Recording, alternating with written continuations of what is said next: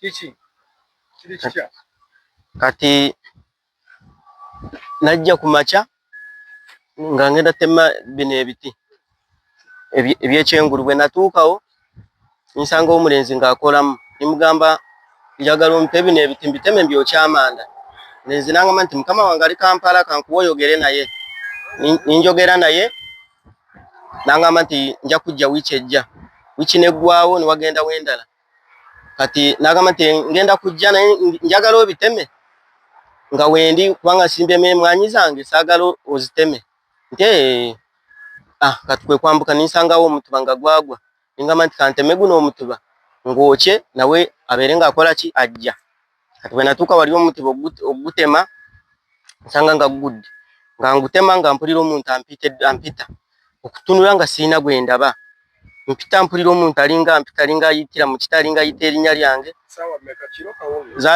gaali kawungeezi ssaawa nga 10 ningamba owaayi waliwo akuuma muno enjeri gye bataddemu emwanyi ninguvaako omuti ninyambuka engulu kugamba abantu nti bwentema waliwo omuntu mpulira omuntu ampita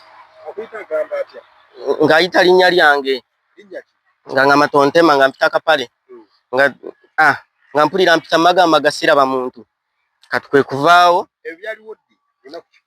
waweddewo ng'ewiiki emu nga bibaddewo kati kwe kuvaayo kwe kuguvaako nibangamba nti nguveeko kwe kuguvaako kati ninzije kati kwe kubagamba bwe bagenda okujja okutuukawo ne basanga nga guyimiridde omuti kati nze yali agutema kati kwe kuguvaako kati ninzija wano ono nangamba nanyini nkongezi ono nangamba nti anti siguleze kyemmanga wano waleke kati nintandika osigula wano bwe natandika osigula wano ninsigulaawo bwe nayerulaawo nintandika okutema omulandira nga amaze okwerulawo wansi kwe kutema omulandira gwonna ne gufuuka mu myufu ne kaba akasaayi kennyini ogwo gwennyini kati ningamba omusajja yali apaakinze emmotoka nawe yali azze kulaba omuti guli ogw'ekyengulu nangamba nti nimugamba nti naye omuti nga gufuuse kasaayi ate nga guli gwa Nalongo wano nga gweyegatta nangamba nti anti omulandi katuuse olumweteera kuba myufu naye nga gumyukidde ddala nawe nibimusobera nangamba nti naye tema ninsigala ntema kati kwe kujja ninyerula sayidi eno nteme ngugjeyo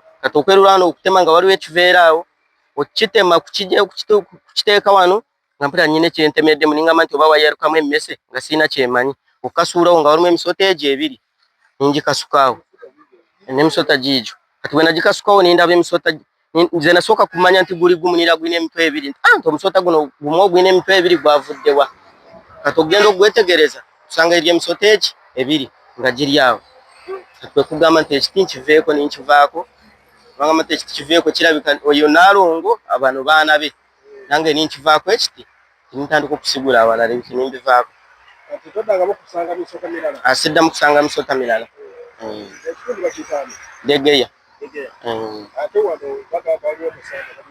baguyita Nalongo era guli waliwo n'oluzi lwagwawo era omukazi akola mwanya awo agamba nti waliwo omusota omunene guteera okujja waawo buli kusaawa nga 7 awo ngumusangawo emwanya awo wali abatemye omuti bakola ki abatemye omuti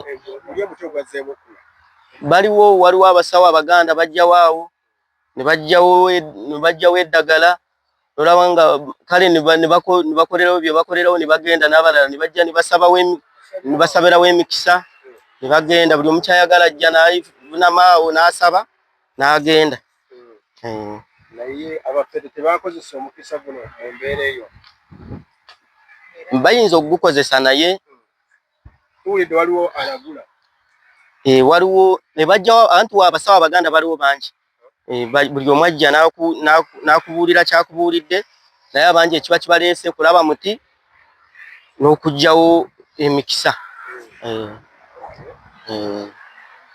kyali kitya nange nalina omusajja najja nensanga ebintu bwe bityo omuti gwali gugudde guli wansi nze nasooka nenja noono omusajja nensanga omuti gwali wansi kati gwe gwali wansi twali tugenda gwokyamaani nga gwayebaka wansi kati nagenda okujja nje kukoma ono ng'akomyeyo yeyajja n'agutema ono ne gumugamba n'aguvaako najjeyo kati nagenda okukoma nze omuti gwemiridde kyekyanyewuunyisa Inaina gusanga gwali kwebase bulungi. Nengo kakasa yali agutemye nga gugudde. Gwali wansi. Gwali kumaze kumeka nga gugudde. Gwali kumaze obudde bungi nga gugudde wansi. Nga buli omu n'abaawano baali bagulaba nga waliwo n'enkuza ali zipanzeeyo bazisomba wena kwezo. Ne gugolokoka ekitinagundi ne kiddamu ne kituula. Ate eddoboozi teriddamu kuyita. Asiridanga mu kujja kw'ekiro. N'aloosa abasirikale olubazze kutukwata. Abaali awo ne bambukirawo waggulu. Ne batuukawo bwe bazze okukwata. Ne badduka ne bagenda ne beetooloola emanju. Kale nga bwogamba mu Kingereza. Ne beetooloola emanju ne badduka ne bagenda. Kati nange ne bagamba nti walubaddewo ng'olusozi. Ningenda ku lusozi awo. Nimbeera nga nyekingiriza ng'ebiti ng'enyisiikiriza ebiti nga nziruka nga mbadduka ab'esirikale nga mbeekweka.